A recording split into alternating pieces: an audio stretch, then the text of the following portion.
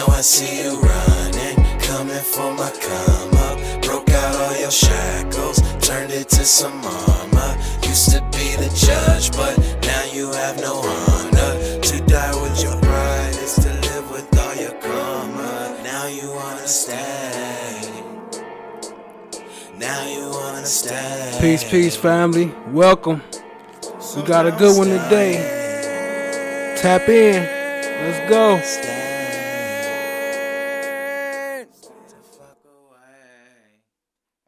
Mr. Steele, trial court should have called the conference to a close. No. Yeah, I'm holding you in contempt because you won't tell me who. Do you have an actual perceived conflict in this case? Now you want to have it both ways? You can't do that. I think that you're running a very thin professional responsibility. I don't think you have cover at this point in time. I think you're blowing your coverage at this point. But that's beside the point at this point in time. We're not going to argue about that right now. Coach the witness on how to answer questions about inducements from his testimony. Because I do think that somebody told you, and until such time as that those two things are decided, then we'll be in recess until that time. Until then, she dirty as the rest of them.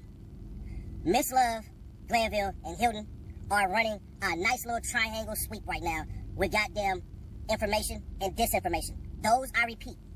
And I know that all of you are being zealous advocates and representing your clients to the best of your ability with zeal and rigor. However, I would, because we have a large contingent of folks that watch this trial. You know what I mean? And so not only for the purposes of this, but it sends not the message I think you wanted to send. All right, so who is he talking about? Ms.love is an idiot. Like, what did Melnick say? Melnick said, "You're gonna get him killed. Fuck you." Killed. Guys, do y'all see a difference between saying you were gonna get someone killed versus you were gonna kill someone? Do y'all see a difference? If I say to you, you're gonna kill Johnny, that's one thing. You're gonna kill Johnny. But if I say you're gonna get Johnny killed, that's another. What is Love saying? Love saying, Melnick said to me, you are gonna get him killed. That's what Melnick said. But then Love says, we ain't gonna kill him. Melnick ain't say you were gonna kill him, didn't you? Melnick saying you were gonna get him killed. And she keeps going on. What does Love say? We ain't gonna kill him. I can show you the email, but we're not gonna kill little Woody. So what is he talking about? Melnick never said you were gonna kill him, idiot. He said you were gonna get him killed. Guys, it's so hard to put up with these people, man. I do not know how attorneys deal with it. I had to get up out of there. This is absolutely ridiculous. And they're having this crazy back and forth, and the defense counsel, again, isn't even in the courtroom. This is all shady. It's all corrupt. All right, you want to keep on right here, AB? Yeah, Glanville says that is a collateral second and third order effect. You know, let's pray it doesn't happen, but... Just hey, bow your heads. Let us pray. Let us pray that little Woody doesn't get killed tonight along with Tay. all right, thank you, Deputy Ham.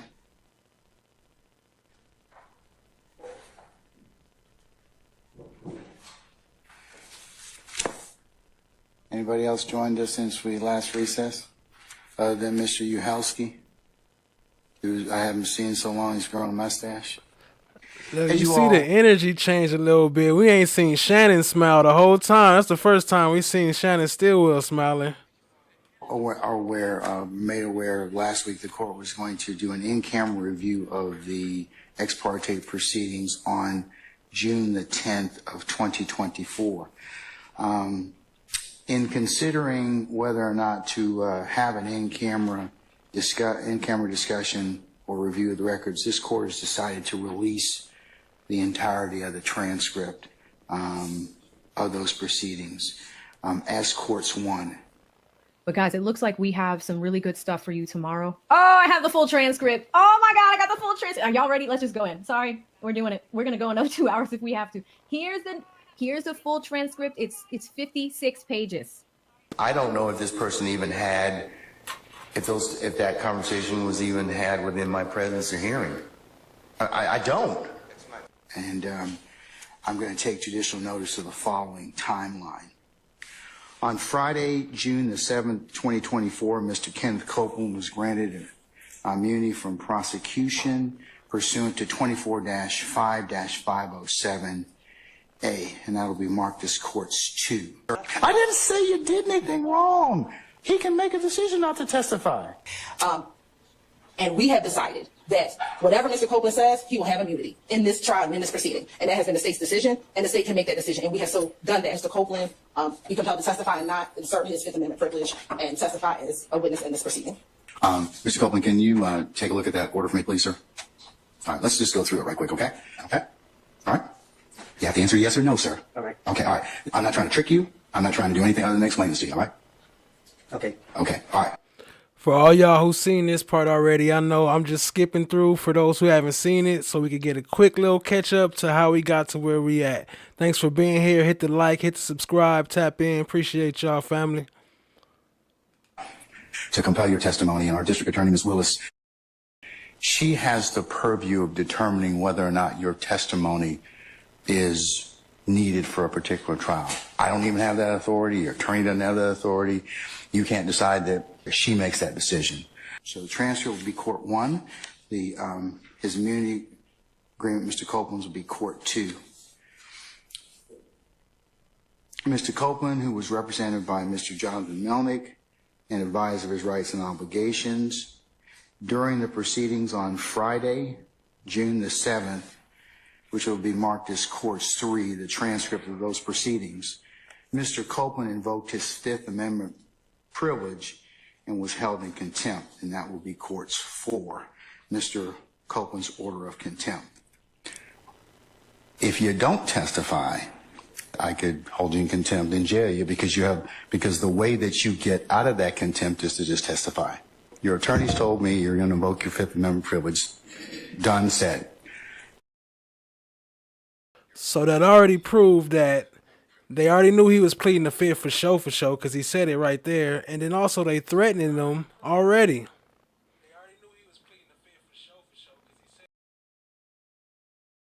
However, the immunity has been signed. I have a copy of that right now. So you're required to testify. So if you don't testify, the state's probably going to ask me to jail you. And I'm probably going to do that.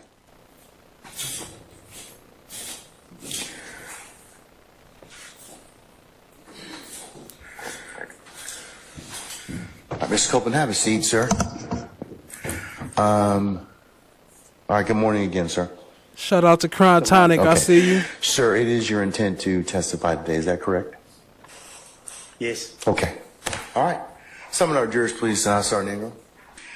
In this particular, and then the last part of 2.9 before the court goes on, if involves an pertinent part, if a judge inadvertently receives unauthorized ex parte communication bearing upon the substance of the matter, the judge shall make provision promptly to notify all parties of the substance of the communication, provide the parties with a reasonable opportunity to respond.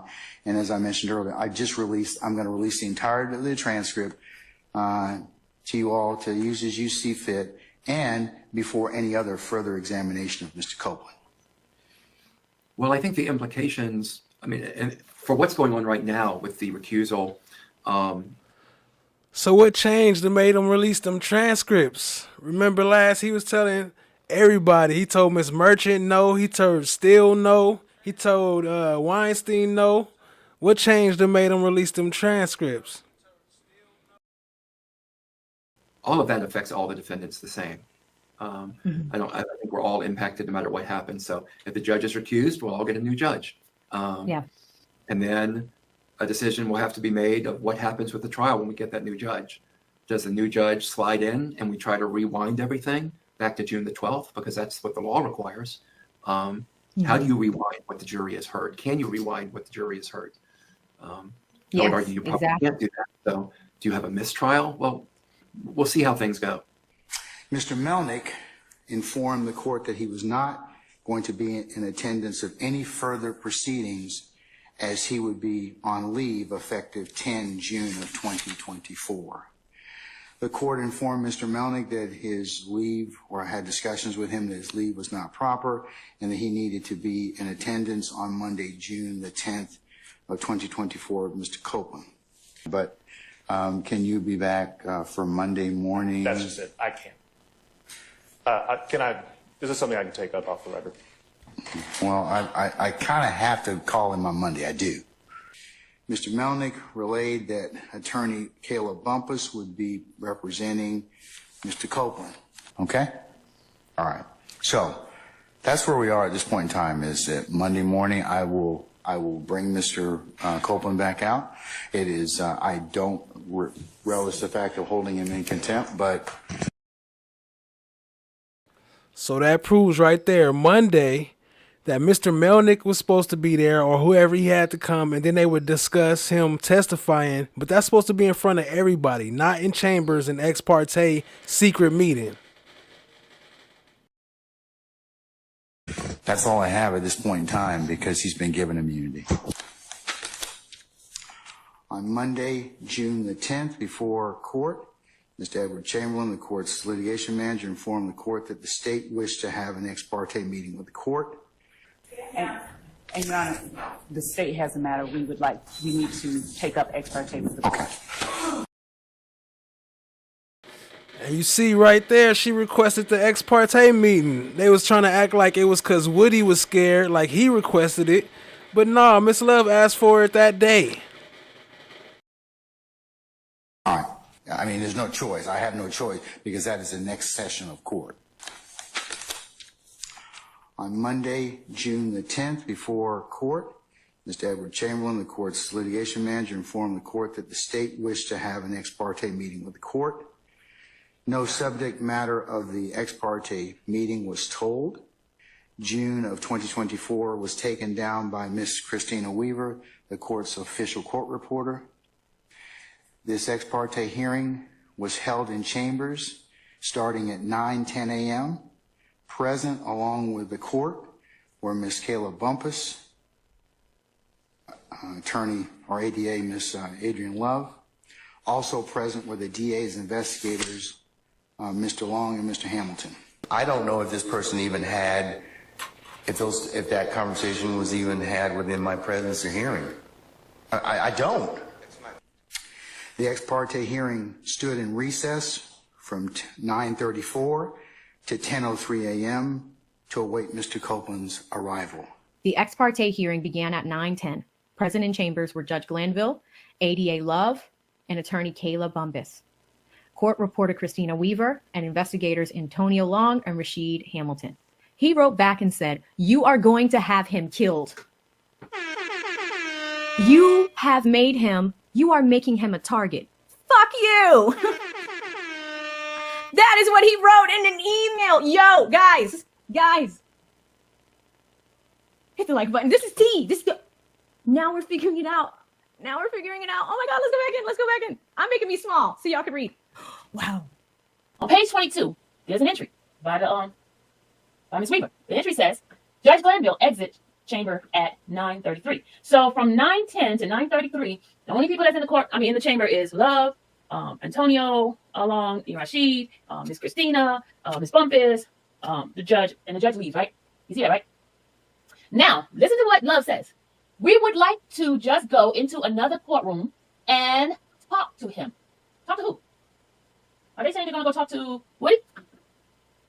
And give you a chance to talk to him, and then give you an opportunity to explain to him. And then court reporter says, we're off record. Ha! Y'all see that? So they went off record for briefly, okay? Then who enters? Judge Glanville and Mr. Chamberlain enters the chamber at 1 minute, 9:34. Judge left at 9:33. He comes back at 9:34. Now y'all know Judge Glanville do not come back that fast. Oh, somebody is smart. Oh, MC, you are so smart. Woo! Now we've been dealing with this. We've been dealing with the tardiness and the on-time stuff. Y'all, come on. Yo, shout out to AV to the 7 Power, and shout out to Miss Sylvia. You know they come in with the scoop. I'm just here to bring it all to one place for y'all. Let's get it in, family. Appreciate you being here. Let's go. The ex parte hearing resumed with Mr. Copeland present at 10:03 a.m. Also present were attorney Bumpus, Miss Hilton, the DA's investigators Long and Hamilton, the court and security personnel, deputies Houston, McPherson, Brown, Sergeant Brown, and Sergeant Hall. Well, it didn't go like that. It went, I showed up to the courtroom and then they walked me up to chambers. You got escorted up there. All right, you had your own escort. And then, well, see, it's an interesting in and out because then Simone has to go handle a matter, so she leaves, and Adrian comes in. Glanville does this, whatever he calls what he takes judicial notice of, where he gives the timeline of what happened. So, but I just Shout out to Chrontonic. He asked, is the judge wrong or the defender? Definitely the judge and the prosecution, and we gonna break it all down for y'all. Appreciate the question. Appreciate y'all being here. Let's go, family. I don't even remember what he said the timeline was, but there was lots of back and forth, in and out, back and forth. Like, oh, this is interesting. So I actually wrote down the timeline. Sorry to interject, Lee. No, I'm go going to ahead, go through yeah. it, Kayla, just so we can do it accurately. Because Mhm. he talked about everything starting at 10:03. That's when Woody arrives, right? And then from 10:17 to 11:28, apparently you and Woody had a private meeting. I Is don't that remember accurate? that, but I can't remember. Wow. I mean, I just don't remember it being that long. Yeah, because that's about That's 70 almost minutes. an hour. Like, no. Yeah, it is. It's over an hour. The ex parte hearing stood in recess to allow Mr. Copeland to have a private conversation with Attorney Bumpus from 10:17 a.m. to 11:28 a.m. I already spot something. We were talking to Kayla, and Judge Glanville went through a timeline, and he said Kayla and Little Woody had an hour conversation out of the chambers.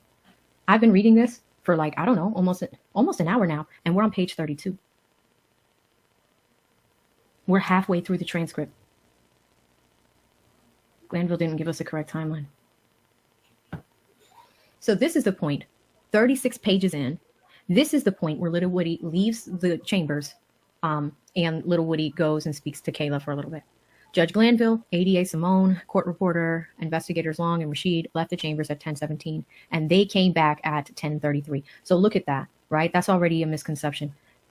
Little Woody and Kayla only talked for 16 minutes. That is not the timeline that was recorded in court today. The ex parte hearing stood in recess to allow Mr. Copeland to have a private conversation with Attorney Bumpus from 10:17 a.m. to 11:28 a.m. The ex parte hearing resumed at 11:28 a.m. The ex parte hearing concluded at 11:31 a.m. It's over an hour. And then he said 11:31. So between 11:28 and 11:31, which is almost about 5 minutes, that's when everybody reconvened after y'all had a meeting. Then he said at 11:49, so about apparently the meeting left. Or the meeting ended at 11:31, and then everyone left and went back to the courtroom at 11:49. So it seems like he's almost trying to slim down the time that everybody was in the room together. So the I meeting wrote was that from down. 9:30 to 11:49. Wow. And So why is the judge lying?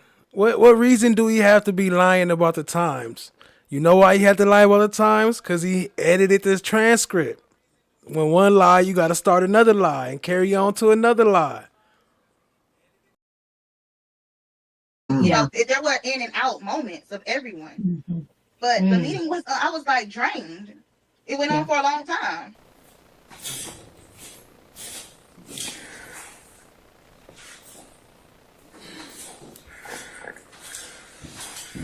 Mr. Copeland, have a seat, sir. And look, you see right here all this time, my bad. You see right here all this time, he had plenty of time to tell the defense what was going on. He sat there and act like nothing happening. Like he had plenty of opportunity to inform all the defense what happened, but he chose not to.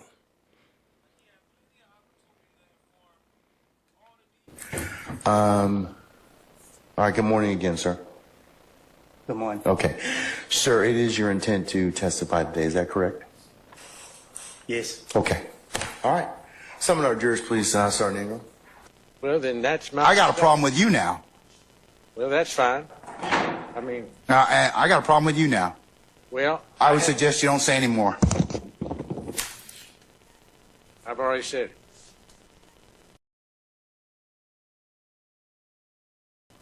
I know that.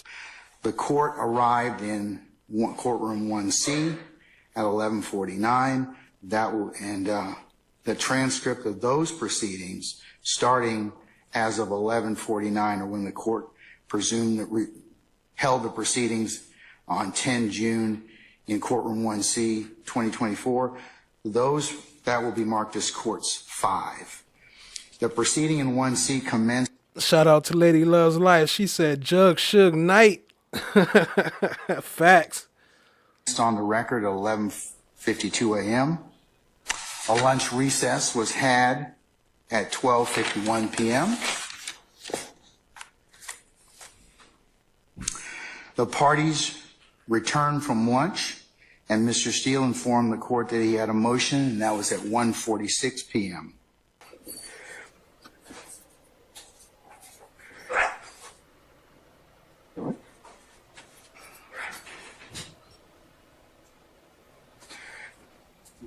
All right. Mr. Steele, before I recessed, I asked you, how did you get this information? And it is not covered by work product. There's only one way you could have gotten it. So, I'm going to ask you again. And I respect that, and it gives me no joy. But, as you know, Georgia Rule Professional Conduct, please check me. Rule 1.6, comment 5 reads, and this is what I have. 1.6, I know what the rule says, but here's the thing. Well, in order, you need to please tell me who you got it from. I'm not asking you sum and substance of anything as of yet, okay? But I need you to tell me how you got the information. If you don't tell me how you got the information, I'm going to hold you in contempt. I understand. I don't want to be held in contempt. I don't want to hold you in contempt, but this is so sacrosanct to have a conversation in my chambers parroted to you and others. It is that serious. Yeah, and that's why I raised it. It is that serious that we should have been there and it shouldn't happen. Sir, that's a whole separate issue, and that's why ex parte conversations are recorded. Why would it be ex parte? You're acting like it's ex parte under seal. It's ex parte. It's ex parte because that's what the state asked me to do. It's just like when you asked me for an ex parte conversation. I've never asked this on a court or any court to meet with me and a witness. Sir, you're straying off the issue. I'm not. The issue is, how did you get this information? I understand the issue. I apologize. I understand it. But what I'm trying to ask you is, if you look at comment 5, this is how I understand the law. You can't violate something and then use privilege. Okay? I'm not on anything. Okay, but that's why I'm saying, how did you get the information? But just listen to what I'm trying to tell you. The privilege in 1.6 would occur if you were in the right place, right time to begin with. You weren't. Let me tell you, I'm just reading from it. But if I'm reading wrong, I'm not trying to. It says 1.6 applies not merely to matters communicated in confidence by the client, but also to all information gained in the professional relationship, whatever its source. So you're asking me to break your order now, maybe. You're asking me, I'm not saying you're ordering, but to give you information, and you're saying it's not something substance, but I'm telling you I can't do that under the bar rules. All right, well, I'm going to hold you in contempt.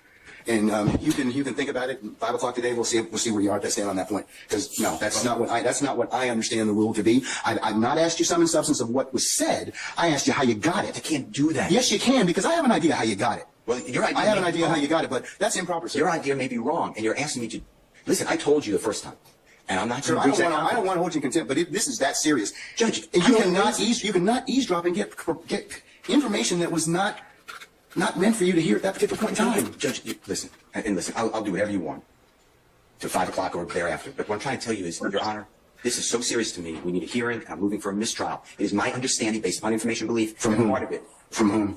Well, I'd like to get the substance first, and then we'll get okay, well, then you'll be in custody until then, because you need to tell me how you got the information. I'm not asking you what was said. You've already kind of given us some snippets of what you said. That tells me that somebody parroted that information to you. So, but you're assuming something because I told you already. Well, then, other than if you were sitting, unless you were sitting in there with a recorder, or Ms.love, or Ms. Hilton, or one of the deputies gave you that information, or Ms. Weaver shot you a rough copy of the transcript, there's only one other person left.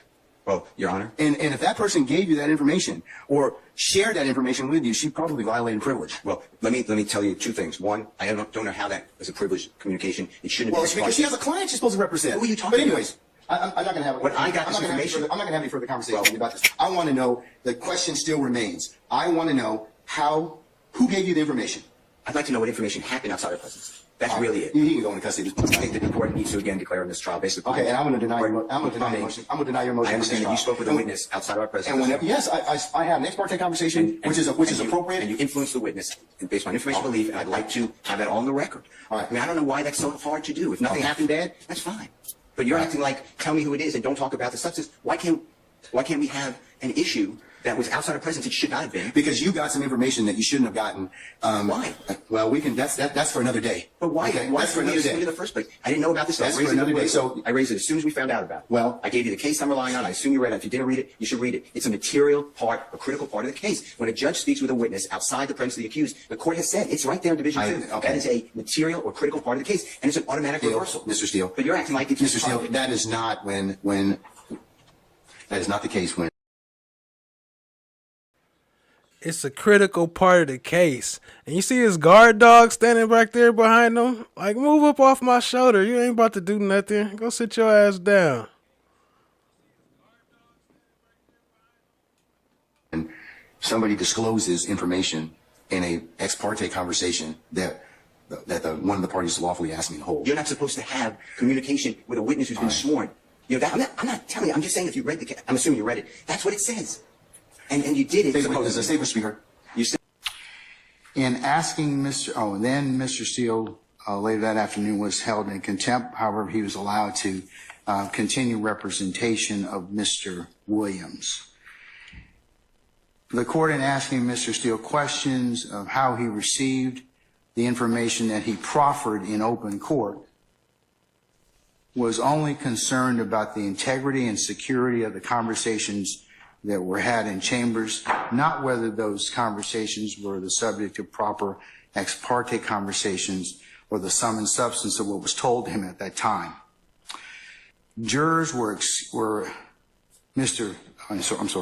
Jurors entered the courtroom to resume Mr. Copeland's testimony at 3:39 p.m. The jurors were excused and exited the courtroom at 5:56 p.m. Mr. Copeland was excused and exited the courtroom at 5:58 p.m. The court asked Mr. Steele again whether he received ex parte information, and that would be at 5:59 p.m. All right, ladies and gentlemen, please be seated.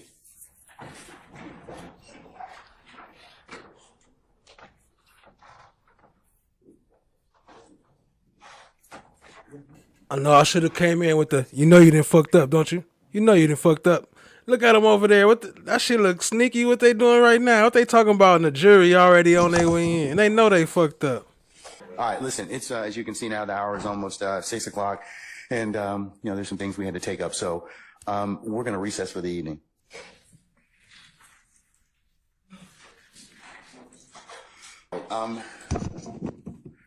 Mr. Copeland. Sir, over here. Over here. It's me.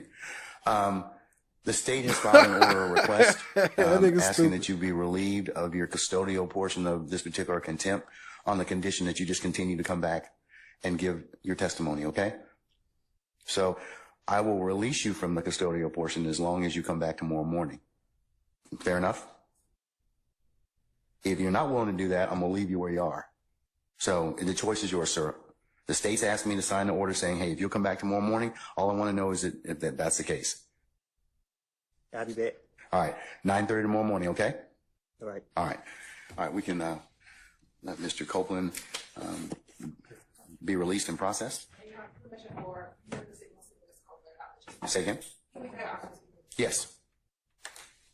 I'm weak, man. Y'all see me when I get out.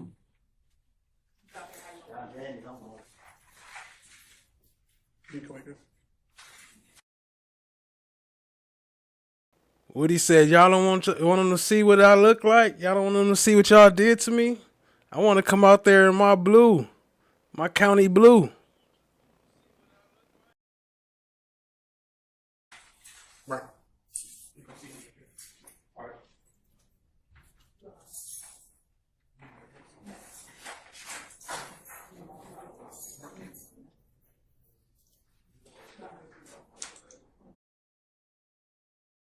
My bad, real quick, family. You see, they was about to make him stay. The security called him back, like, hold on. He was about to make him wait because of what Woody said on his way out.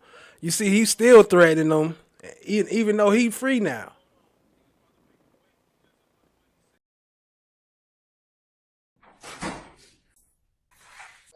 Say again? Yes. I'm weak, man. Y'all see me when I get up.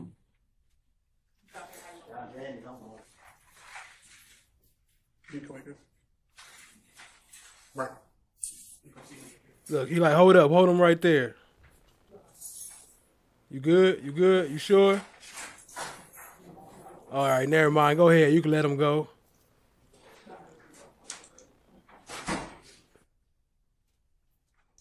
Okay, Mr. Steele, are you willing to tell me at this point in time who it is that disclosed this information to you?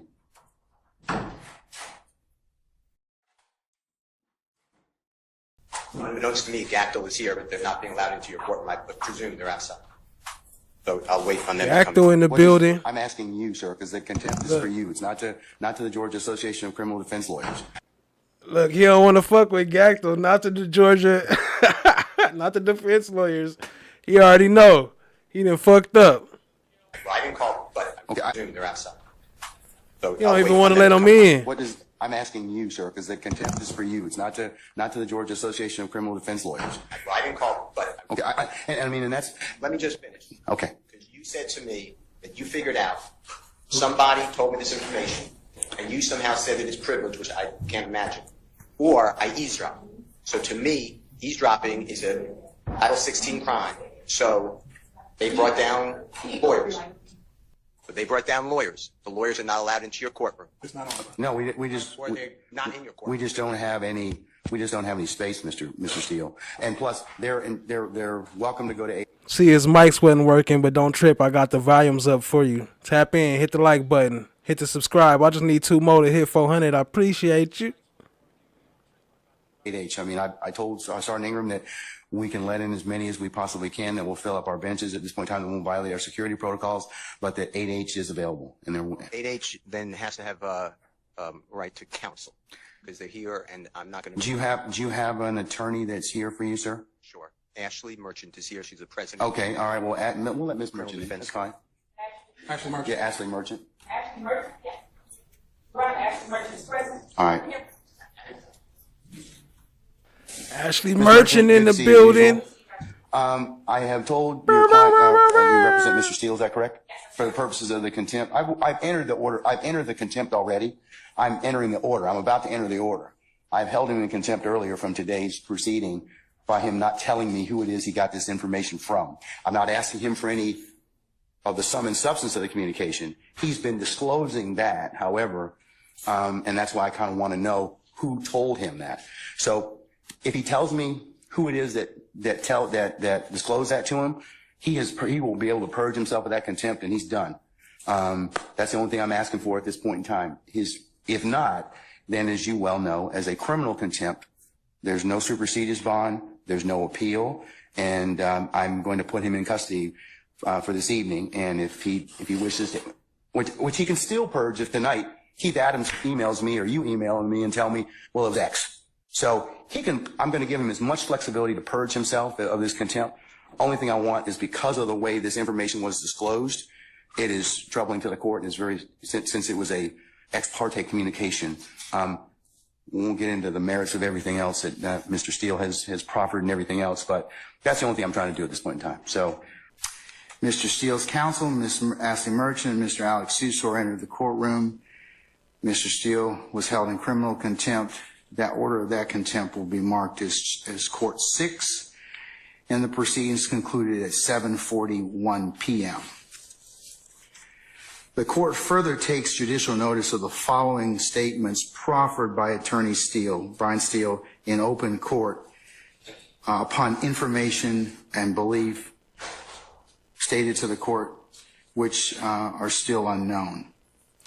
There are 6 assertions that Mr. Steele proffered in front of the court. Those are contained within the transcript of Courts 5, the proceedings that are held on the 10th of June of 2024 in Courtroom 1C, which the court's already said will be part of this order. I've asked your client for the last time if he would tell me who it is that disclosed that information. And the problem is, if you hold him in direct criminal contempt, as you're saying that you did, you are a witness to that proceeding. And so it has to be referred to another judge. Doesn't require recusal, you actually have to sua sponte send it to another judge because you're a witness to the proceeding. Show me the case law that says that, Ms. Yes, Merchant. it is in re McClarty. It's right here. The first assertion. Look, shut his ass down. And the transcript bears out exactly what Mr. Steele said. So the court is paraphrasing the 6 assertions that Mr. Steele made. They're more aptly and more eloquently put in the record. The first one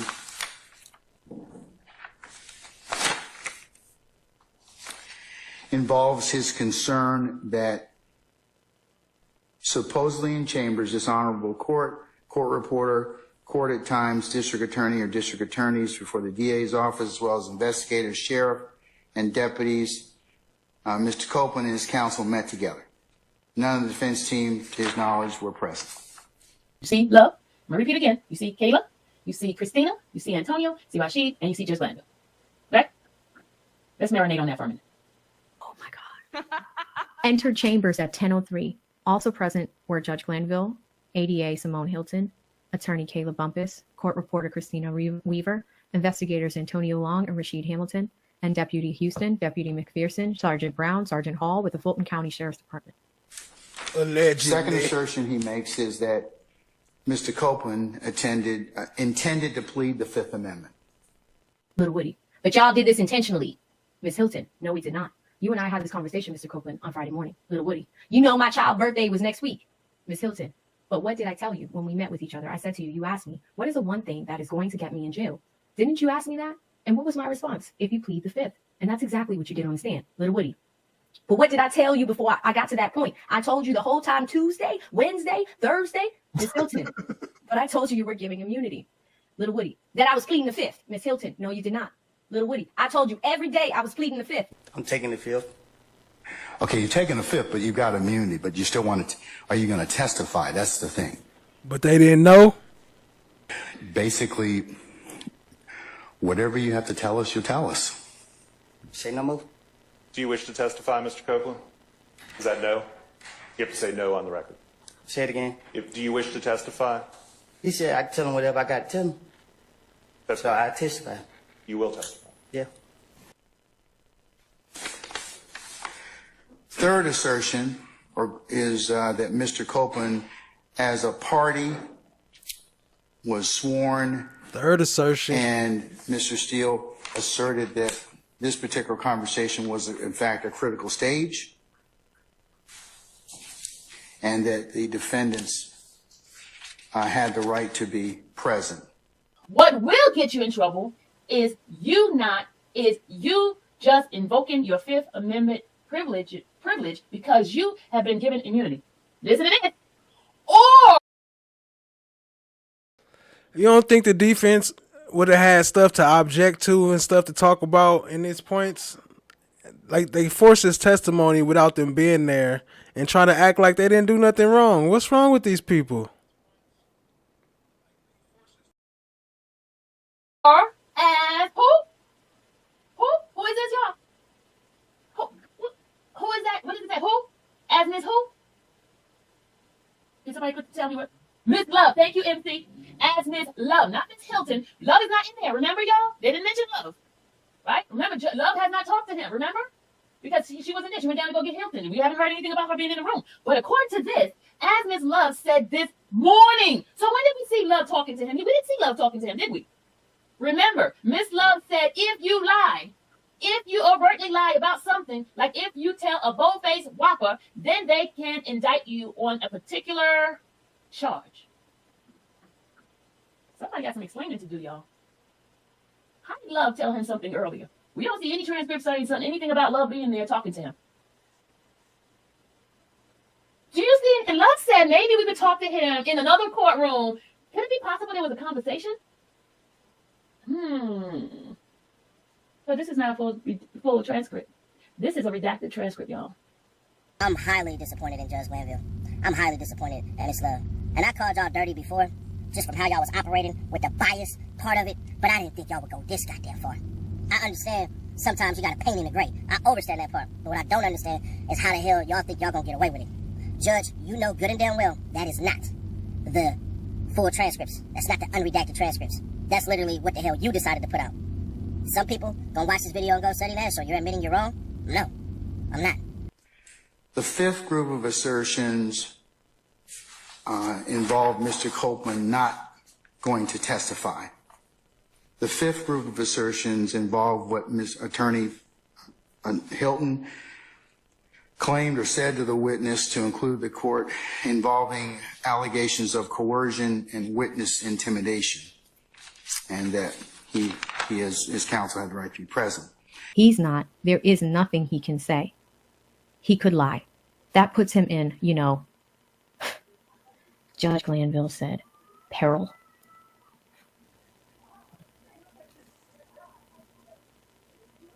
Peril. Can y'all type peril into the chat? Because now Lil Woody's behavior makes so much sense. This is bad, guys. Oh my God, it's bad. Literally, Judge, you may want to close your ears. Here we go, guys. Oh my God. If you confess to a murder on the stand, and if we don't have any other independent evidence outside of what you say on the stand, you are immune from prosecution from what you say in court. So again, I don't know what was communicated to you on Friday. I have no idea. But what the state has assured you, which I have assured you in our private conversations with Mr. Long, is I'm saying in front of Ms. Bumpus, as I told you, that is what this order says. All right, so let's stop right here. Let's stop right here. This is fucked up. What is Attorney Hilton saying? She's talking about the witness protection. She's talking about the immunity. Mm-hmm. Supposedly, Woody can say anything he wants because he's immune. He's been given immunity, right? You've been given immunity by the state, so you can testify. So what does she say? Hilton says, if you confess to a murder, then you are immune from prosecution of the murder. But there's an exception. She slid it in. Did y'all see the exception? She says, if you confess to a murder, and if we don't have any other independent evidence outside of what you say on the stand, right? So if you talk about what you say on the stand, and then we have some independent evidence of it, oh, now you're going away for life. But if we don't have any independent evidence of it, then you get to walk free. Does that sound like a sure thing to you? Does that sound like something you want to risk your life over, whether after they hear what I have to say, whether they can find some independent evidence? Oh, we got this. We found this after he testified, but we would have found it anyway. It's not because of what he said. We got it through independent means. Now he's 25 to life. And you know, you cannot trust the prosecution. You cannot trust it. Who wants to trust Fannie Willis? Look how she's running her show. Like, obviously, it makes so much sense that Woody does not want to testify. I mean, they're lying to him in the face. And the sixth assertion that was made in open court was that Mr. Copeland admitted to killing Donovan Thomas. And then I said, whatever your concerns are, we can give you immunity. Lil Woody. So I didn't tell you I lied on them to get myself out of the situation? Miss Hilton, you said you were a liar. That's what you said. You said you were a liar. They knew Lil Woody was going to go rogue. But if you say something that you know you did not do, like you admit to something you know you did not do, whether you, Lil Woody, like murder don't have like no statute of limitations, right? Miss Hilton. But if you didn't do it, I can't charge you with something you didn't do because I don't have other evidence but you saying it.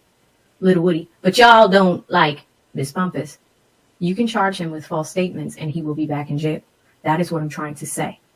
Miss Hilton. But if I know that you are lying about that, I do not intend to do that. Wow. So again, guys, you know, attorneys have candor. We have requirements of candor to the court. Miss Bumpus. But if he says he don't recall to everything, he'll be okay. Miss Hilton, I'm not advising that. But so long as he answers the questions, that's fine. So long as he, Lil Woody, I did these crimes. I'm telling you that. I did these crimes. I did these crimes. Oh my God. So is that like not a confession? He already said the murder thing, what he worried about. He did the crimes. He talking about pretty much repercussions of what he gonna say on the stand. He not talking about being in no fear of Young Thug.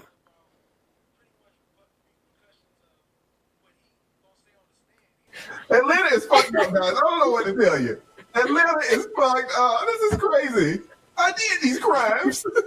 I'm telling you that. Oh my God. Okay. Miss Hilton. Okay. I don't know what you're talking about, but Ms. Bumpus, I think, are you saying you want to get up there on the stand and say something? Lil Woody, no response. Judge is over there, so just speak low so he doesn't hear you. Glanville, hold on. Wait. Instead of the judge just getting up and walking out the door, he just goes over to the other end of the rectangle. And now they're saying, hey, the judge is just sitting right there, so just speak low so he doesn't hear you. What kind of fucking privacy is that? Like, just speak low so he doesn't hear you. Like, why? This is Atlanta. I did these crimes. Jesus Christ.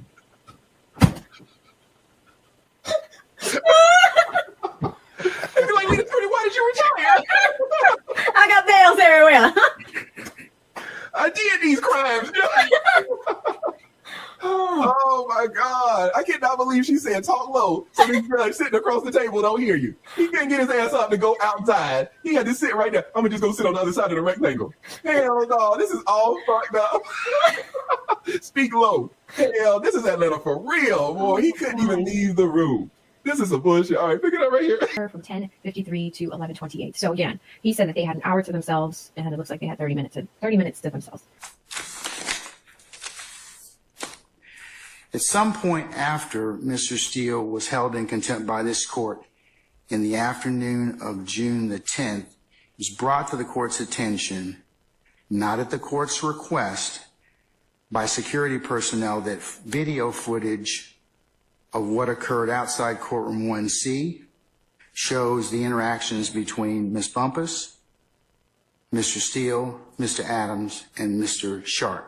Basically. Well, I don't know exactly who the leak was, but what I'm going to say is I didn't even have a chance to tell anyone anything because we literally came from that meeting into the courtroom and he started testifying. So I had to sit there to make sure he was okay.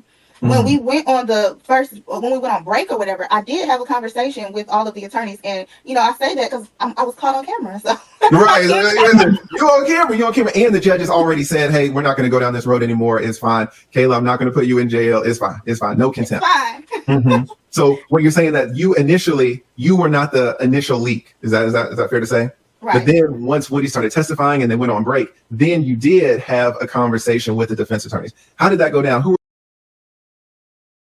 Didn't I tell y'all she wasn't the initial leak? For those who was listening earlier, I told y'all it wasn't her.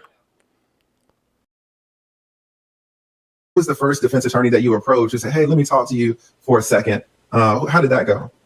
Well, it went. And you on camera anyway, baby. So let's just talk about it now. Let's just talk about it. You on camera. The judge is already on game. Right. So I mean, pretty much there were 4 attorneys right there that I spoke to them together. And of course, Attorney Steele was there, and Attorney Adams. Attorney Steele. Who else? Was Adams. It Adams? So the Black co-counsel of Attorney Steele, and then who else?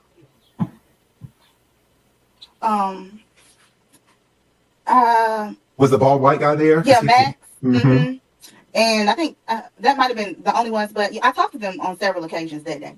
Okay. And the first time when you saw them there together and you go up to them or however it goes, kind of what was your initial communication to them or initial saying, just like, hey, there was a meeting, or how did it go down? Well, they already knew.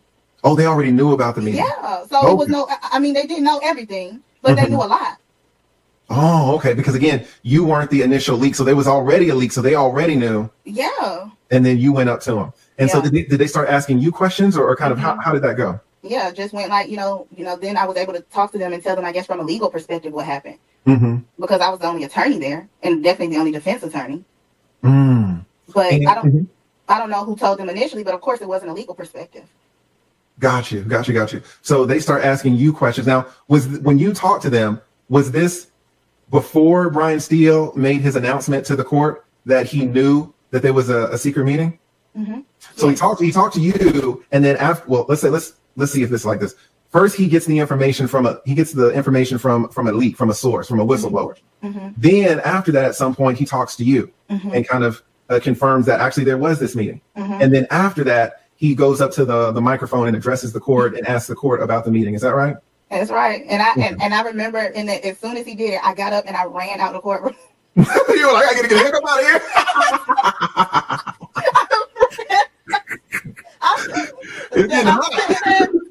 I remember it so bad because when he first got up there, when he first got up there, I went outside and like, you know, I don't think it's a secret that I know a lot of people involved on this case, a lot of the family and stuff, because I'm from Atlanta. Mm-hmm. And I pulled somebody to the side and I said, I'm about to be in trouble. And not because of well, I thought I did anything wrong, but because I said he's the only person he's going to think who did this is me. I knew that before it really went down. And then I said that I think I said that before Brian even got up, Attorney Steele got up. But I think he just said he had emotion. And then I went out the courtroom and I said, I think I'm about to be in trouble. Then when he got up there and he did all that, I never went back in the courtroom. I sat in the jury room and watched on YouTube. She was in the courthouse watching the trial on YouTube. I heard you were in the law and crime chat. I was like, really? No, I was in the Sylvia chat. Oh, okay, got you. Yeah, so when you heard that Brian was about to make that motion, you were like, I got to get up out of here. Well, I already knew what he was going to do, and I think he already he was willing to do whatever he needed to do, and he knew how Judge Glanville was going to respond, and he told me, you know, straight up how Glanville was going to respond. And, really? Mm-hmm. So he knew that Judge Glanville was going to press him about the identity. I don't know if he knew that, but he knew he was going to be held in contempt. And Brian Steele was prepared to be held in contempt. He was not going to reveal the source of the information. Mm-hmm. The court in no way sought to investigate any facts. So for those who don't know what's going on, I'm just catching y'all up. I know y'all seen most of that, but I'm connecting the timeline with what Judge Glanville said on his last day, day 100, his last day so far. I'm connecting the timeline with everything that's been said so far, so you can really understand what's been going on, including Lil Woody kind of confessing to the murder. He didn't say it specifically, but if you put them together, if you go back and watch, he kind of did. He kind of did confess. Of the murder of Donovan Thomas, that is. Of this involving this footage, and only considered it for the security and timeline of events that occurred on June the 10th of 2024. Also, in no way did the court consider any of this footage in holding Mr. Steele in contempt.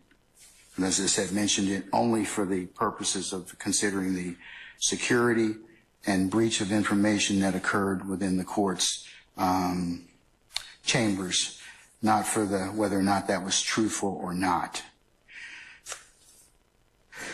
Mr. Steele makes further made three assertions on the 10th of June of 2024. One, he asserted that this was, on behalf of Mr. Williams and similar situated individuals, that this was the court held an improper ex parte meeting. Oh my God. Entered chambers at 10:03. Also present were Judge Glanville, ADA Simone Hilton, Attorney Kayla Bumpus, Court Reporter Christina Weaver, investigators Antonio Long and Rashid Hamilton, and Deputy Houston, Deputy McPherson, Sergeant Brown, Sergeant Hall with the Fulton County Sheriff's Department. Secondly, that Mr. Copeland was a sworn witness, and this was a critical stage. And no, Mr. Copeland was a sworn witness, and third, that he argued that this was a critical stage and that he and the others needed to be present at that point in time to pursue the Sixth Amendment rights of the defendants in this case. It was a very critical stage. Look at this. Look at this nigga coming out. Of course it was a critical stage. What the fuck? Mr. Copeland, have a seat, sir. All right, good morning again, sir. Good morning. Okay. Sir, it is your intent to testify today, is that correct? Yes. Okay. All right. Summon our jurors, please, Sergeant Ingram. As to Mr. Steele's first assertion of whether or not the court held an improper ex parte meeting or hearing, the court is guided by Judicial Code of Conduct 2.9, which I'll take judicial notice of, which in pertinent part, where circumstances require ex parte communications are authorized for scheduling, administrative purposes, or emergencies that do not deal with the substantive matters or issues, provided that the judge reasonably believes that no party will gain any procedural, substantive, or tactical advantage as a result of the ex parte communication, And the judge makes provisions promptly to notify all parties of the substance of the ex parte communication and gives the parties an opportunity to respond. And in this particular circumstance, the transcript of these proceedings was just prepared and is final by my official court reporter, Ms. Weaver. And all counsel will be, as I said, given an opportunity to, as soon as the court finishes entering this order, it will be e-filed, so everyone will have a chance to take a look at it and use it as they see fit.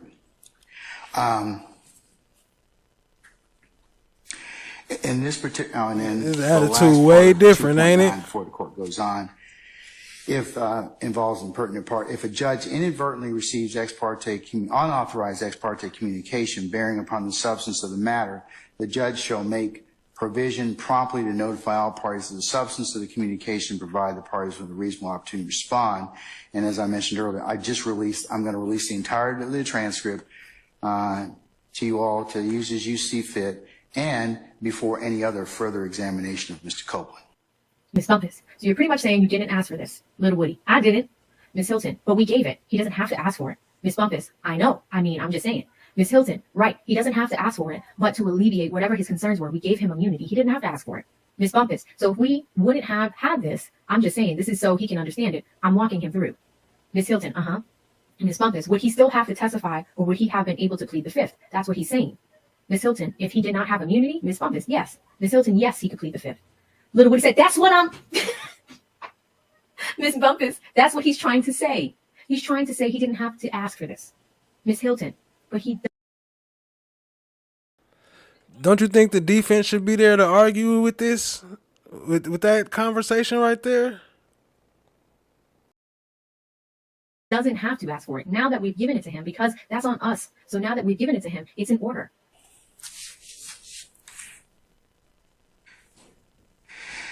I'll address the issue of the emergency nature of this particular hearing, or this particular conference in front of the court. Is that this involves the state's concern as to what Mr.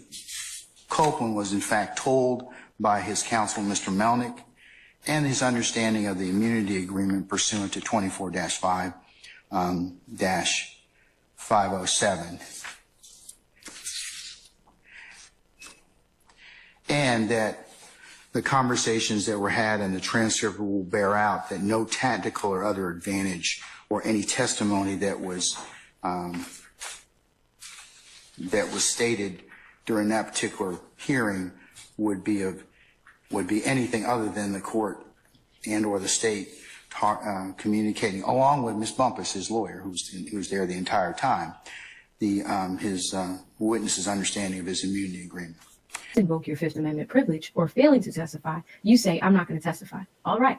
So the only two real things you can kind of get in trouble for are perjury and false swearing, as long as you tell the truth. All right, so let's stop right there. What did the judge just say? The judge said, oh, this next little paragraph, right here, this little paragraph says, Kenneth Copeland, Lil Woody, shall be subject to prosecution or to penalty or forfeiture for any perjury, any false swearing, or contempt committed in testifying or failing to testify. What's the problem with this, guys? What's the problem with this little paragraph? Does anybody know?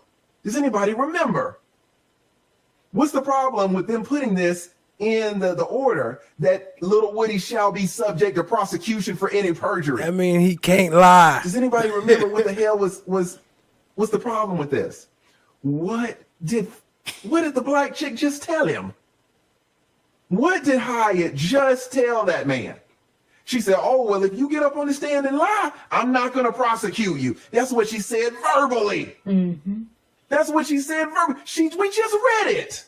Mm-hmm. She said, if you get on the stand and you lie, I'm not going to prosecute you. I'm not worried about it. Them small potatoes, son. Get up there and lie. That's what she said verbally. What the fuck does it say in writing?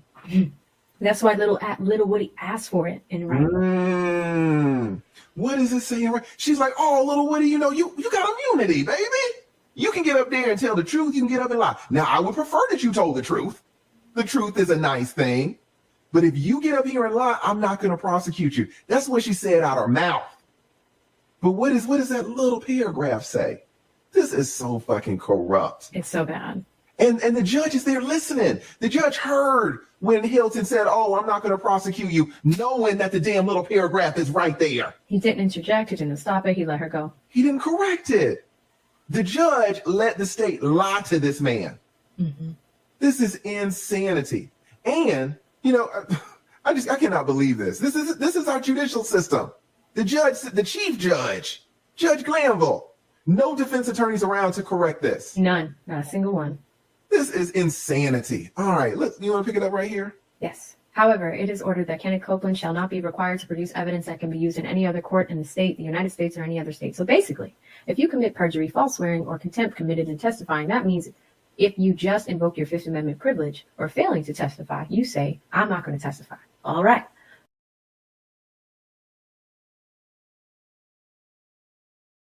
All right, family, that's not true what he just said, right?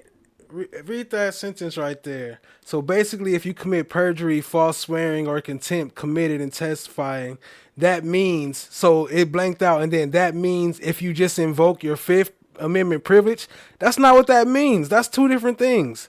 He's saying, so basically, if you commit perjury, false swearing, or contempt committed in testifying, and then says that means if you just invoke your Fifth Amendment privilege or failing to testify, you say, I'm not going to testify. All right. What? That don't even make sense.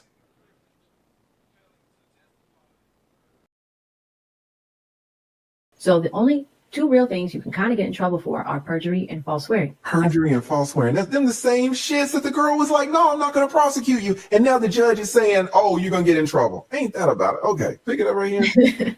Now, as Ms. Hilton and Ms. Bumpus said earlier, you may have told or been asked about situations over and over again. They may have changed. What the state is asking you to do is tell the version that is really the truth. If they want to impeach you, they can do that. Or if the other side wants to impeach you, they can do that. You won't get in trouble for that. Lil Woody, you said I will. Glanville, you will not. You will not. Impeachment is not perjury or false swearing. Okay? Lil Woody, but she said I can purge myself though. Ms. Hilton, no. He said purge. He said perjure. You know, purge because for the contempt. All right, this is like a legal joke. That's funny right there. Okay. Hey, that's funny. Though. I can purge myself. All right, yeah, I like this. This is funny. That's funny. Okay. And Ms. Hilton. That's a law joke right there. Attorneys will find that hilarious. Okay, let's go. No. We're saying two different things. Sorry. Perjury is if you get on the stand and you just say a bold-faced lie, just something that is just wrong.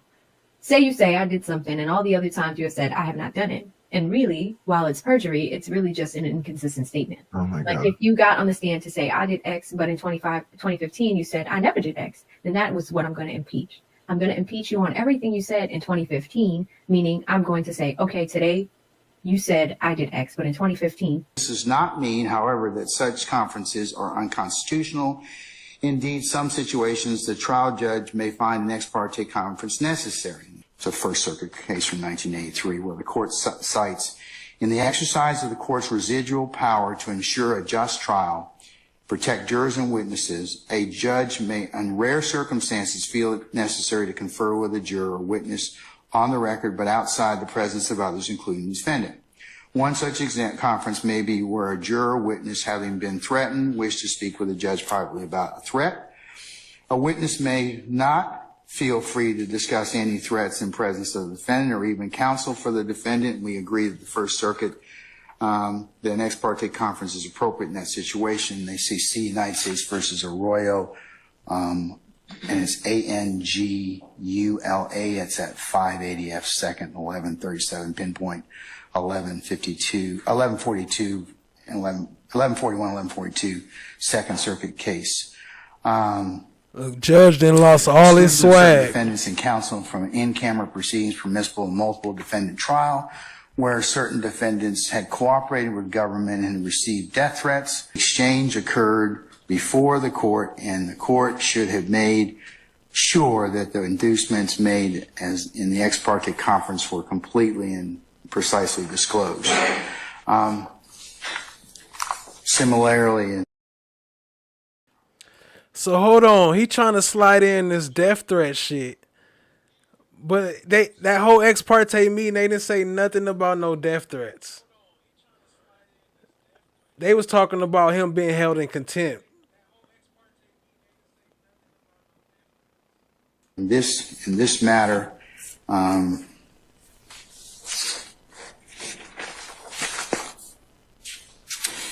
the only thing discussed between the state counsel for Mr. Copeland and this court were the understanding of his immunity agreement. There were no other testimonial statements made by in terms of what Mr. Copeland planned to testify to that were induced or sought by the court. And the transcript in its totality will bear that out, and you can have a look at that. That he was denied the right under the Georgia Constitution to be present at certain critical stages of his trial proceedings. Embodied within the constitutional right of the courts to a criminal defendant's right to be present, see, and hear all the proceedings which were had against him on trial before the court. Ward versus the state, 288 Georgia 641, pinpoint 645. Violations of this due process right are presumed prejudicial, absent a waiver by defendant requiring a new trial. However, he usually be talking hella clear. Why he start mumbling all of a sudden? He try to mumble through that shit, huh?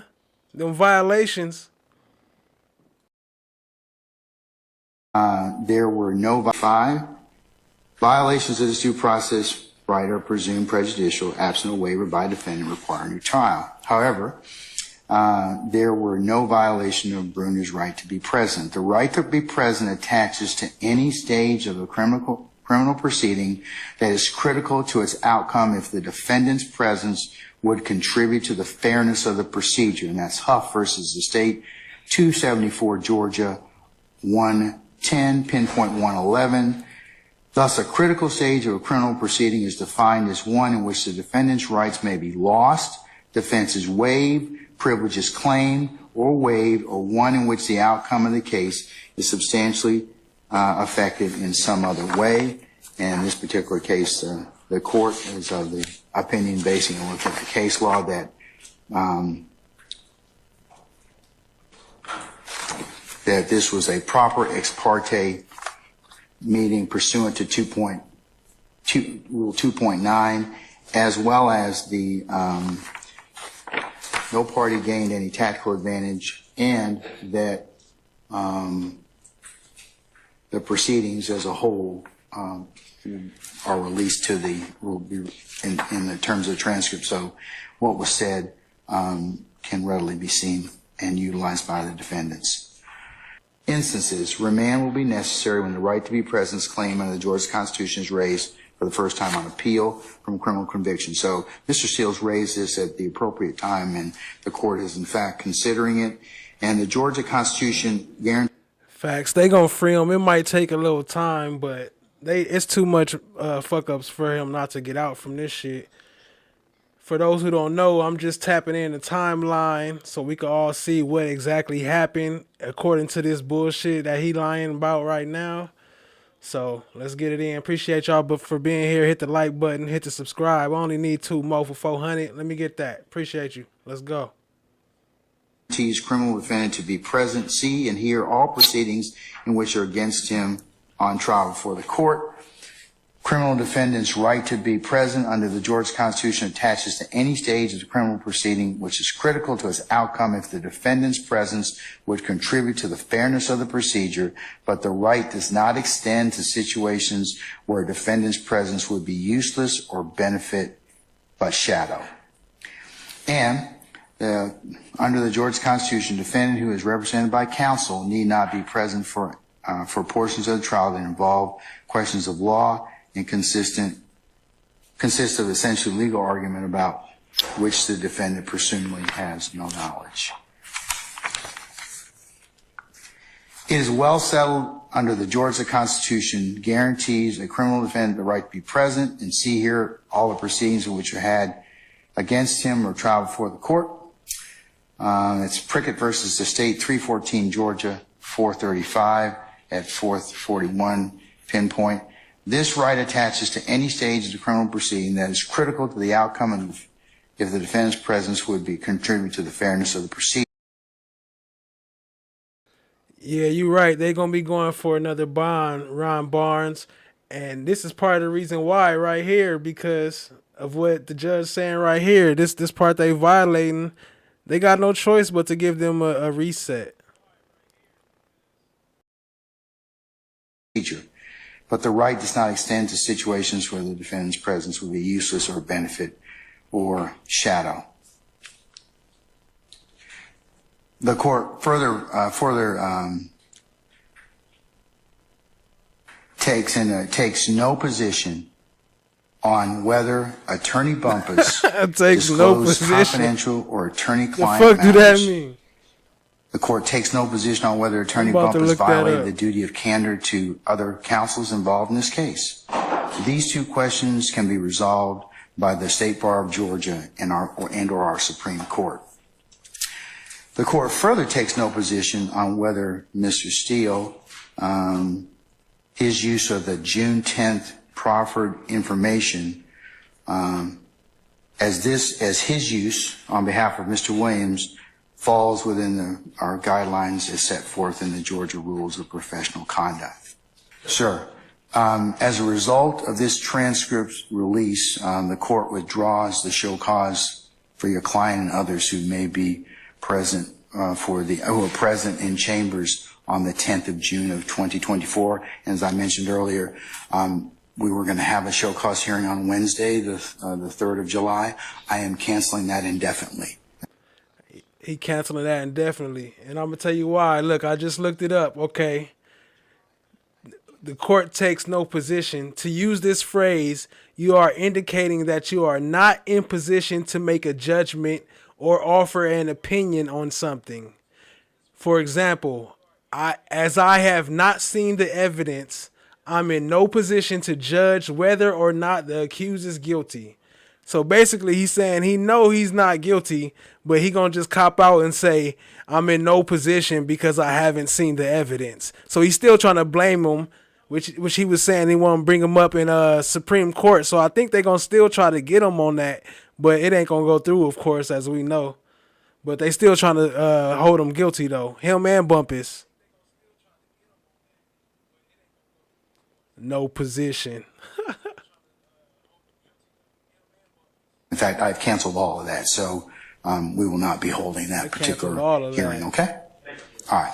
Cancel your Upon goddamn further self. review, this court will in fact enter an order sending Mr. Adams and Steele's, Mr. Weinstein, and Mr. Banks' motion to recuse to another judge pursuant to Uniform Superior Court Rules 25.1 through 25.7 in the method and manner prescribed by our local rules. So, said this, the orders, right, his rulings, but also his conduct. You know, right. So we underlined that 100% because I wanted the. Shout out to AV and Lead. I know I've been using a lot of their content, but they've been on point. And it's like, shit, ain't no point in me saying what's already been said. They saying everything I was going to say, so I just want to grab it all for y'all and sum it up to one spot and connect it with the timeline of what Glanville said so we could go ahead and get them canceled. Appreciate y'all for being here. Hit the like, hit the subscribe. Appreciate you. Let's go. The audience to walk away and understand that. I'm so glad you educated your audience on that because Judge Glanville misrepresented what I had in my motion in court. Yes. I never, ever complained about his rulings or his orders. I was complaining about conduct and conduct that I maintain based on what I learned, assuming that what I learned was correct, was in violation of the Judicial Code of Conduct. Right. And it's conduct that merits recusal. So I was taken aback. Honestly, I don't know if you could see my reaction in court, but I was surprised that he would mischaracterize what was in my motion in that way, especially because anyone watching would not know what was in the motion. Exactly. There's no complaint in my motion or in my affidavit about anything other than conduct. And then to have Lester Tate weigh in and also make that distinction was really important. If I wanted to file a motion to recuse every time that I was unhappy with a ruling from Judge Glanville, well, we could have done that hundreds of times. I don't have especially over these few months, you know. Yeah, I would never ask him to recuse based on rulings. I would only ask him to recuse based on conduct. unlike the state, I think we try to be efficient and move things along. Yes. Yeah. Oh my goodness. Like I'll give you an example. This issue of having to go through all the transcripts for Mr. Copeland and identify what should come in, what should not come in. Normally, that would be something that you would do before you have the jury seated. Yeah. But I guess the prosecution would say that they didn't expect. I mean, I don't know what they would say, but I guess they would say that they didn't expect Mr. Copeland to testify inconsistent with his. And by the way, I don't believe he testified inconsistent, but they maintain he testified inconsistent with his prior interviews. That's facts. I don't know if y'all caught that part real quick, but he ain't been testifying inconsistent. The attorney, Miss Hilton, she been lying the whole fucking time when they going through his shit and changing the subject like Ms.love do all the time. But he ain't been going inconsistent, so they for sure lying about that. I don't believe he did, but they say he did. So they're going to say, well, we didn't anticipate needing to bring in these interviews.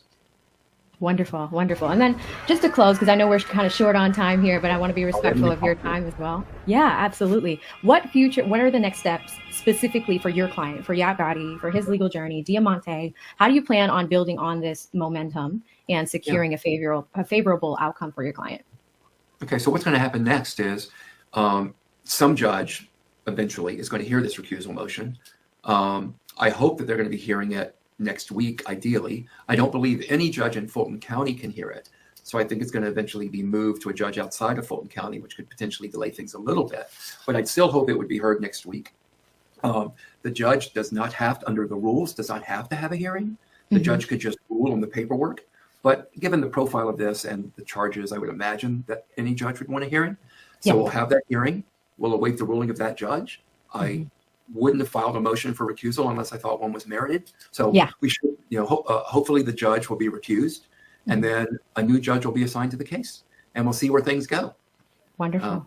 And I don't want to betray too much of future strategy because, again, this thing can fork, and we'll just have to see where things go. But I will tell people, we have a plan for every option that could happen. So we're ready to go no matter what happens. That's good to hear. What was your reaction when you heard that it would be full and unredacted? Well, first of all, my reaction is that's exactly what we should get, because while the judge was saying there was alluding to privileged information in the transcript, I was racking my brain and wondering what I missed in law school that could possibly be privileged within that meeting. And I think some of the things that I said in my motion, so there really couldn't be anything privileged in there. And I guess the judge came around to that today. So I'm thrilled to get it for a number of reasons. One, we should get it. Second, let's have some sunshine. If nothing wrong happened in there, if the judge is confident that there's nothing wrong, there shouldn't be any issue with releasing that transcript. If what I said in my affidavit is inaccurate, because it's just on information and belief, it's just based on what I was told. Let's see it. If I'm wrong, I'll say I'm wrong. But all I can go off of is what I've been told by my source. So I'm hoping the transcript is an accurate reflection of what happened in there. And if it is, we'll find out if I'm right, if I'm wrong. If I'm right, I think the judge should be recused. Which we know it wasn't. After looking at it, we know they lied. And let's let the transcript say show what it shows. I'll remain and be available for a further discussion. So let me go ahead and all right. And I'm going to go ahead and at this point in time summon our jurors, please. Lying ass. Through Brian Steele, we lodged objections to having this in camera and out of the public's eye. And we had, also said it was a critical stage of the proceedings and our client should be there. He denied both of those, as he's apt to do with many of our requests. So I was glad to see that it was an open court, but of course, we weren't notified of that until the deputies came upstairs to get us to tell us, well, it's been moved from the 8th floor to our normal courtroom in 1C. Back on the 12th, we believe that he should have granted our request back then under Rule 25 to refer this out to another judge to make that determination on recusal. He failed to follow Rule 25 at that time. He eventually entered an order on Friday the 14th where he more officially denied it and purported to go through the steps that were required, yet still did not send it out to another judge. And that's why we went to, Katie and I filed that motion. We went to the Supreme Court. And then given the guidance we got from the Supreme Court last Thursday, we filed the motion on Friday in Fulton. The case law that the judges within Fulton County have no choice but to recuse themselves and send this off to another county to be heard. There's there's good case law from, I have to look up the case name, I don't have it right in front of me, but there's good case law that says that a judge in a judicial circuit cannot hear a case involving another judge that's in that same judicial circuit. There's also an opinion from it's opinion 220 from the Judicial Qualification Commission, the JQC of Georgia, that also says that a judge cannot hear a case involving another judge that's in their circuit. So I believe any judge within Fulton will have to recuse themselves, and then this will have to be sent off to a judge elsewhere. Depending on how this plays out, if the judge is recused, if we have to get a new judge, if there's a period of time where there's waiting, if there is a mistrial, then you might see certainly another motion for bond coming then. These guys have already been sitting in jail for over 2 years. I guess it's 25 months now. It's actually longer than that. Boy, we're 26 months we're approaching. So this issue has not been caused by anything that these defendants have done. It's been purely an issue caused by the court system, and they shouldn't continue to have to suffer because of that. I think there was ever a basis to have that. So I'm glad that he did it. I guess I was somewhat surprised by a lot today, not because it wasn't the right thing to do. I just, based on what he said we were going to do today, I certainly wasn't expecting him to do that. I'm glad he did it. And he made something, from the bench, he said, look, and I'm reading some of my notes, court takes no position on privilege issues or any violations of duty of candor from Kayla Bumpus. The court takes no position on whether Brian Steele. Right, what the hell did that mean? Oh yeah, I read it for y'all. It means that they didn't have no evidence, for those who don't know, so he backed out. Use of proffered information as I didn't even understand what he said. Something about having any impact on the rules of professional conduct or how they might apply to what Brian Steele did. If you remember, the judge was a bit threatening to both Brian he held in contempt, and then he threatened me on Wednesday when I suggested giving me a certificate of immediate review and said that there was a cloud cast upon the case. He got quite, I think it was apparent he got quite upset with me from the bench and told me to tread lightly. One of the co-accused in this case, correct? I did. Okay. I did. He's been discharged. Your Honor, this has absolutely nothing to do with my representation of Sergio Kitchens. Haven't even discussed that or come up. And what happened in the ex parte proceeding, we're just representing Mrs. Bumpus, Attorney Bumpus, in what her position is with respect. Is on mute? Yeah, you're good now. Yeah, with respect to this court. So, completely different matter, and now we're dealing with a contempt hearing of Miss Bumpus as opposed to a criminal prosecution of Mr. Kitchens. Completely different, and in fact, everything that we've gone through or anything we've learned about this case has nothing to do with what we've done with Attorney Bumpus. Okay, I just want to, because you may have an actual or perceived conflict, I just wanted to bring that to your attention. So if you think that it should be addressed, then I'm giving you the opportunity to do so at this point in time. Because you do have knowledge of this particular case, but all right. Well, I think half of America. Look, he always trying to point the finger somewhere. But what about all them cases that got severed because they used to work for the state, the prosecutors? He ain't mentioned all that, though. I'm sorry? I said I think half of America has knowledge of this particular case at this point. Because you do have knowledge of this particular case, but all right. Well, I think half of America has. I'm sorry? I said I think half of America has knowledge of this particular case at this point. Okay, but they're not before us at this point in time. So what else did you want to? Well, and I'll speak for the court's purposes. I'll speak for myself and John Garland, who's also our co-counsel with Attorney Bumpus and who was my co-counsel in Mr. Kitchens' case. All right. So I'll speak for both of us in that respect since Mr. Garland's not able to be here. All right. A couple things that I just wanted to clarify for Your Honor. Is the court still intending to produce an order on what the court addressed orally on our recusal motion? Yes, ma'am. I'm going to produce an order basically bundling all, since there are 3 motions to recuse, to one to be spun on the wheel so that we don't get 3 separate people hearing these particular matters. So I will do that effective today. Okay. So does that answer your question? It does with respect to that. The other issue was I think the court was holding under advisement our motion to quash. That makes this moot at this point in time. Okay. So since I'm not going to have a hearing at this point or at any time in the future, you can re-raise it at that point in time if you so desire. That's fine. So but I'm telling you at this point in time, I have no desire to resolve that. I don't need to. Right. He said, I'm not going to have it at this time or any time in the future. Right? This point in time. Okay. All right. Those are the questions that I had. Okay. All right. Madam, unless you have anything else, you all can be excused. Counsels, I'm going to go ahead and, like I said, work on this particular order. I actually memorialized the order in writing and the motion to recuse in terms of the sending it to another judge pursuant to 25.1 through 25.7. And we'll see in a little bit, depending upon how it's ruled upon, all right? All right. Your Honor, do we have a timeline of when the motion to recuse may be heard? Don't. Did you say, do we have a timeline? Now she want to rush? Out of all the time they wasted, now she in the rush? The fuck out of here with that.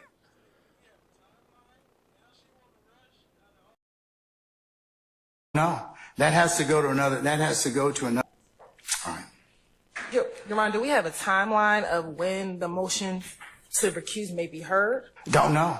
That has to go to another judge pursuant to our local rules. So it will be basically put on the wheel. Of course, I don't have anything to do with that. So as soon as our clerk, Madam Clerk, Miss Alexander, and her team spin that, that's not within my information and purview.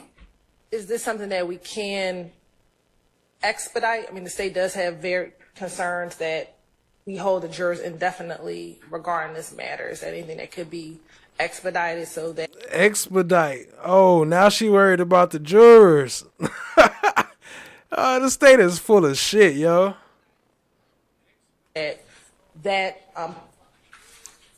Those decisions can be made on the motion to recuse and we can move forward with the trial? While I understand your concern, I think the rules of transfer and recusal are pretty clear. That I'm not going to comment on anything that is pending at that point in time. So hopefully it will get done fairly quickly in terms of somebody acting on it. Okay. All right, thank you, Your Honor. Okay. Anybody else? Mr. Steele, you rose just a second ago. Do you want to say something, sir? Okay. All right. Okay.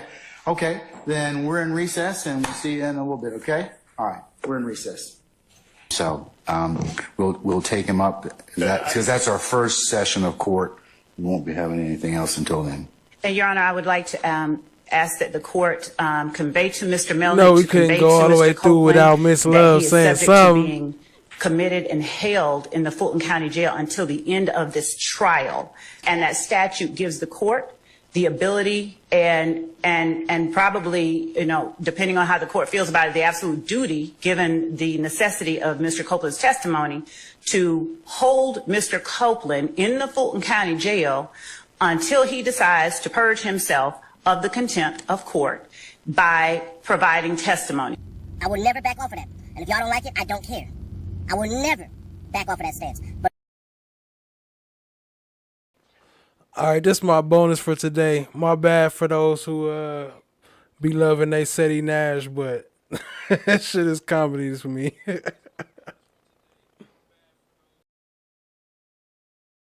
the one thing I can admit is I don't play that dirty shit. And that's what Judge Glanville is. That's what DA Hilton is, unless she's a whistleblower herself. And that's 100% what Miss Adrian Love is. Still my baby, though. Bruh. So, Ms. Bumpus, you dirty too. And lead attorney, if you're watching this and you want to ask her these questions or bring up this video, then go ahead. Ms. Bumpus, you've been skating between the line of breaking attorney-client privilege, which I believe you already have. But until then, she dirty as the rest of them. Ms.love, Glanville, and Hilton are running a nice little triangle sweep right now with goddamn information and disinformation. Those I repeat. Because when you do, you're helping unbiased independent news. And giving correct amount of justice, because I 100% believe we need more black judges, more black lawyers, more black policemen, more black doctors, more black firefighters, more black everything as far as representation goes. What I'm saying is if that judge manages to pull the wool over the court's eyes, his ass will still be there. But if they get that audio of everything, the full audio, his ass is grass, and he'll be knocked off. With new information comes new ideas and new thoughts and new direction. So my direction be straight at his goddamn neck. And on top of that, Judge Glanville, when you ever get a chance to, can you admit that a bunch of goddamn judges said that they wouldn't even do this goddamn case? In their opinion? In their opinion, this case was stupid. But I believe this is your legacy case. And unfortunately, your legacy is going to be heavily tarnished. If y'all want, y'all can check out what that is straight up bullshit. And Glanville, I thought hiring you because you're a goddamn judge. Because you're a veteran. But I see you fall just like the rest of us. And absolute power, absolute corrupts. Glanville, you've been fighting goddamn health problems since last year. You've been hospitalized twice. How did I know that, huh? I know you're watching. So, Glanville, your ass is on the hot seat. After this, if you get your ass recused, go ahead and retire, buddy. Go ahead. Because after this, there will be an investigation launched on you. And you're going to be forced to retire, like I said before.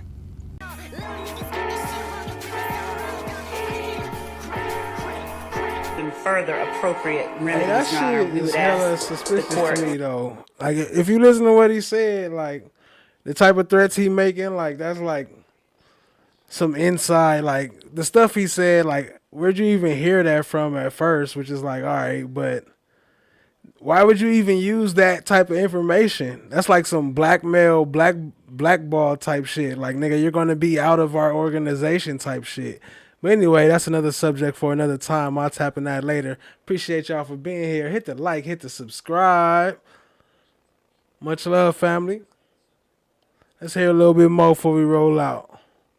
I miss Love. We didn't have her this episode. Let's just get a little bit of love. You know what I'm saying? For an opportunity to further look into appropriate remedies for circumstances. Shout out to Reggie Righteous on the track. The court has already said, because it's grave enough when information is leaked from within the court's chambers regarding a matter that has been requested as ex parte, and we would ask for appreciate y'all for being here. additional appropriate remedies. Hit the like, hit the subscribe. You want love, maybe that's your problem. Used to be my high, but if I'm being honest, now it's marijuana's running from the trauma caused by all your drama. Run away, run away, and run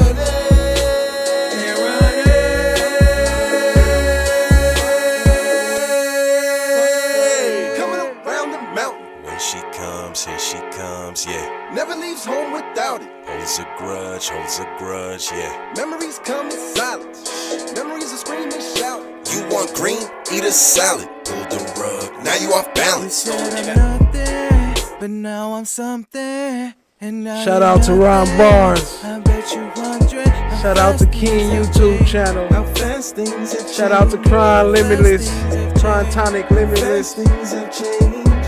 You said I'm nothing, but now I'm shout out to Lady and now you know Love Life. I bet you 100 how fast things have changed. Appreciate y'all. How fast things have changed. How fast things have changed. How fast things have changed. Now I see you running, coming for my come up. Broke out all your shackles, turned it to some armor. Used to be the judge, but now you have no honor. To die with your pride is to live with all your karma. Now you wanna stay. Now you wanna stay. So now I'm running. Stay.